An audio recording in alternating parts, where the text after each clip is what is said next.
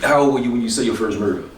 Shit, I had to be about 10 or 11. I seen Carl Butler, that dude, when I was a little boy. I seen it. That. Can you walk us through it? Like, what happened? I used to always be waiting on Carl Butler to always come through, because he was, that's my big brother. He always took me with him to go eat and shopping and all that there. So when he had got into it with the guy out the Cali named Boo was a bullet, man. And he let Boo, from what I'm hearing, I don't know how true it is, he let Boo use his Rolex, and when they asked him for the Rolex back, Boo said, I got that. So Boo really thought that Carl was really scared of him. So I'm waiting, I'm always waiting for Carl. Then I seen Carl and Stepper and Radar, and I think it was Tyree, big bouncer with him. And they coming through the project, and I'm like, man, there go Carl. I'm hollering for him, but my porch, our porch is long. Right. So they downstairs on the first floor, I'm hollering at Carl. Carl walking down, while they walking on the bottom floor, I'm walking on the second floor. They stopped by the ramp with the steps. Yeah, the big dice game. And Boo come out there, man, Boo was a soldier, man. Boo come out there talking to Carl so bad, and he didn't have nothing in his hand. Carl had a gun in his hand. He was like he was begging the Carl to shoot him. He just knew Carl wasn't gonna do him. He called Carl so many names, and Radar said, shoot him, and Carl just lit into him, and that's where it all happened at. Yo, we started this bitch off cold as a motherfucker. No. Say, you mentioned the name Radar twice. Who is Radar actually? That's Keith Butler. That's Carl Butler, little brother. They call him Radar. Gotcha. Yeah. Damn. Okay. It's like night and day. Everybody loved the Carl. Everybody hated Keith Butler. Right, and it was like that physically too, because one was light skinned, one was dark skinned. That's right. That sure was. Yeah. Who was oldest though? Carl was older. Carl was the oldest. Yeah. Who was the wildest? The Keith probably. Keith was the wildest. Carl was quiet. Boo put Carl in a situation that he didn't want to be in. By Carl being the leader of a cold-blooded crew, he had to do something. Unless his crew was just gonna kick him to the side, and he'd be the man. I mean, they be the man. Yeah. Damn. Say what? Keith still with us? Or Keith dead? Keith dead. Keith got killed too. He got killed in the Melf. Yeah. The police killed Carl in the Melf. I was out there that day when he got killed. Yeah. Damn, bro. Yeah. So you get the news and you ran up on it and you seen him, or you actually saw it? I seen when he come through the project and went upstairs by this lady house where they used to be doing all the drugging, and the police come 5 minutes later. He jumped out the window and he came right back in the project. Instead of leaving out the project, come right back in, knocking on doors, everybody hooping and hollering, and he went in the house and the lady said, oh, my kid in there, that's why in our house. Man, I remember that lady was my mama friend. Told the police. Miss Caldonia. Yeah, right next to Miss Wolita, my mama best friend. The police went in the house and we heard some shots. They said Carl was in the closet. They killed him. Yeah. I remember that shit too. Yeah. I don't remember it happening, but I remember hearing the story and shit. Damn, I think that happened in 85. I think in 85. Say, what he was tripping or something? Like, why would he come back to that bitch? I mean, you're getting high, your mind running. Why run out the project when you think you're gonna run in somebody's house? I mean, I don't know. Yo, and I remember that shit too. You spooked the fuck out the woman, right? They said she was tripping for a while. She was scared. Yeah, her child in there, Carl. Yeah, man. Damn. Damn. Whatever happened to Keith?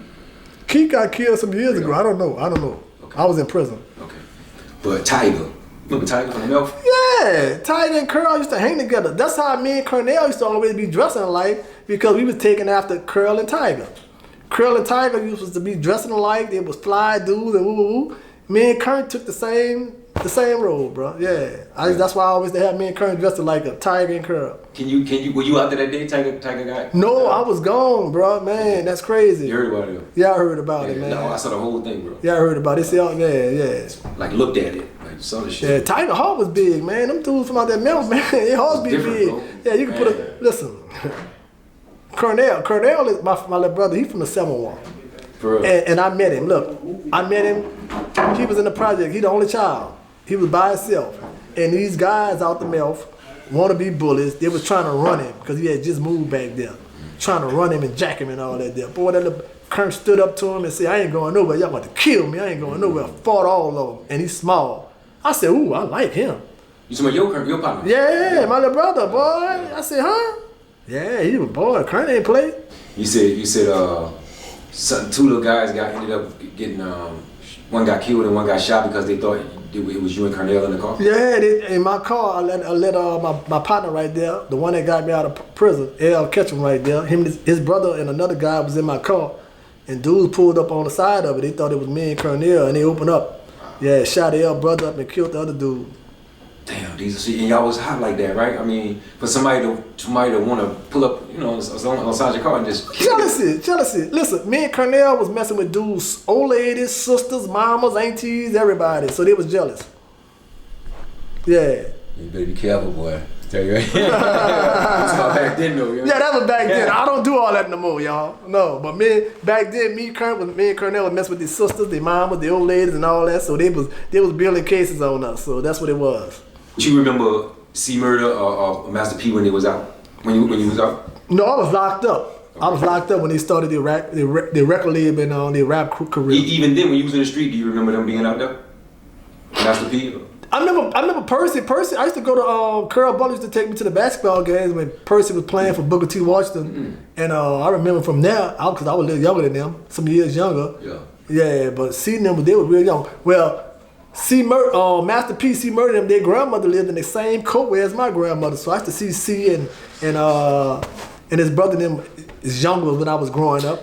So you said he used to take you to see Percy play. Not Booker T, so he must have been that good. Oh, Percy was good. Damn. Yeah, Percy was good at Booker T. He was real good, yeah. Damn, bro. It never came out why he never went to the well, he did ended up going later, but why he didn't get, scholarship. Well, the streets, when we playing ball for where we come from, you ain't got no money, so that means after practice and all that there, you go and commit crimes and all that old stuff to live above the water. So I mean, that's what happened with Percy. If he would have been straight and able just to stay focused on basketball, oh yeah, he'd have been a big dog in that league. On some citywide shit, huh? Oh yeah, Big Hubby. Yeah, remember Big Hubby was in a paper with Marshall Faulk at the same time. He was face to face on the cover. Him, Keith James, and that guy that played for Brother Martin. I forgot that guy's name, but man, yeah, those was awesome. Yeah. Man, whatever happened to Keith James? I heard Keith James is preaching now. Yeah, he's a preacher. He wasn't really focused on football. If he'd have stayed focused, man, Keith was awesome. Bro, I just knew that. It's hard playing sports and being broke, living in the ghetto, man. Man, you need clothes and tennis and all that there. But if we know that we just stay focused, all that stuff gonna come. But we be wanting it right then and there. Damn, bro, so many. I wonder why. Why you take it? Yeah, because man, you don't want to go to school wearing the same pair of tennis shoes a whole month straight, 2 months straight. Nah, man. Just simple hunger. Yeah, just simple hunger. Yeah, you got to eat. Right. Yeah, mom's on welfare. You ain't got nothing. Did you ever get to the point where you started robbing, where you would rob motherfuckers? I didn't rob people. People was giving me them charges. Man, I don't rob nobody, man. For what? I was always doing good. I had my own money. They know it. I was young on a big boy level, and that's where the jealousy came in at. Yeah. A lot of older niggas and shit. Older ones, younger ones, man. I used to win cars and jewelry and all that gambling, man. Yeah. Dude was just hating, lying on me. Yeah. Another thing I remember you famous for, and I mentioned it in the narration, that you used to break the dice game. I remember they used to come get you. You say, where Diesel at? Come shoot for me. And you used to shoot for me and bring it, and they'll pop you off for winning for me. Look, when I won $1,100, I was in the fifth or sixth grade. I just say, oh man, this is my passion. This is my life right here. When I won that type of money. You remember Face? You was home when Face got burned? Listen, yes, they took my shirt off my body and took Face off. Face was on fire. I'm standing right there. I took my shirt off, bro, and these people put the fire out off of Face. Yeah, man. I mean, for real, I was right there.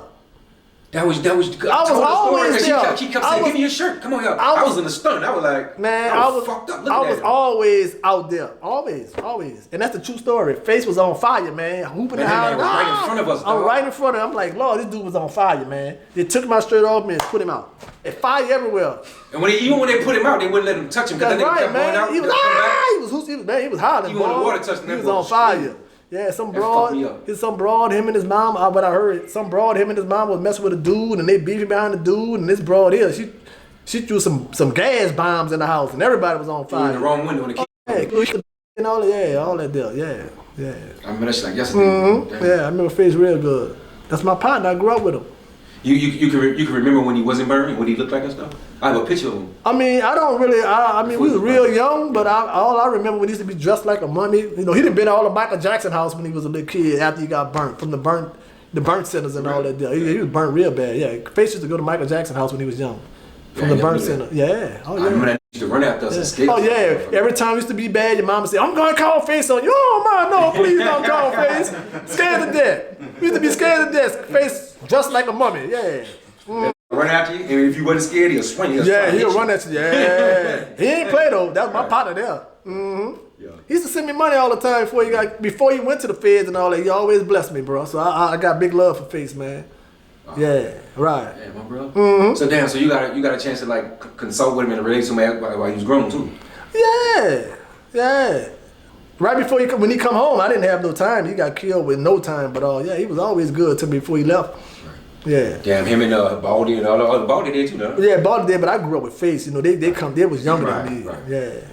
Say, just personally, I guess, off the record or whatever, would you say gambling, right? And that was big in the Milf because they called one of the sides Vegas because they gamble so always much. Martin Luther King, yeah. When you come home, you see these casinos, bro. Does that have an effect on you as far as gambling? Man, that's a blessing to me. I see money. Every time I see a casino, I say, oh, yeah, I got to go get this money. Yeah. What you play when you go? Everything. I'm all around. I play it all. Everything. You hit yet? Man, listen, bro. I'm so mad with myself. You know, I'm waiting on you. We went to the casino just a while ago, and guess what? The first hand, I could have won $500, man. But I missed it, y'all. My mind was somewhere else. I wasn't focused. Hey, but man, I'm good. That shit wasn't legal then, but we that's right. Card game, the card game. Oh yeah, card game. We card game. We was young. Yeah. Card game clubs. They had clubs. Clubs. I was in them when I was 8, 9 years old. I was holding them card games. You know that? Yeah, you was over with the grown. Look, the Green Door. That's the house I live in. Anytime you want to gamble, I don't care if it's 1, 2, 3, 4, 5 o'clock in the morning. Come knock on the door. Either my mom or me, my brother, my sister, we gonna let you in and we gonna try to get your money. Yeah. See, Diesel, a lot of motherfuckers didn't believe that, even with the picture that she was a dishwasher. I don't know if you be in the comments like that, but you're like, that lying, man, it ain't no dishwasher. Yes. Look, I posted that because I am a professional dishwasher. I love my employees. I love my managers. That's why I met you the first time. I met you at your job. At my job. That's real, right? I love my managers, man. Them people gave me an opportunity. They gave me a chance. Nobody wanted to hire me. Them people knew I had been in jail 30 years. They knew that. And they took a chance with me, man. Look, when I first went on my interview, I ain't even talk, bro. When that dude saw me, that dude said, man, his demeanor automatic told me, man, this is a good dude. I said, what? Blew my mind. My partner said, man, what you told the dude? I said, I ain't telling him nothing. I just walked in the building. You know, with God. Yeah, man. God got me, man. God good, bro. You said I don't know if you fuck with the comment, but boy, that God got me. God got me, you know how many bro. people responded and kept me posting. God, he really got me, bro. Yeah, bro. My managers, man. Look, my managers younger than my daughters, bro. And man, we have a running relationship. All the people I work with, all the little waitresses and all that deal, it's all good. See, bro, before we break out, cause we gonna see downtown, we're gonna fuck around. Oh, well, we gotta go do some walking in, you dig? We about to go walk, y'all. We gonna draw to the French Quarters and all that deal. Yeah, Bourbon Street. Yo, gig it in. I love you, homie. You in Crypto Jesus. Yeah. Y'all in the building.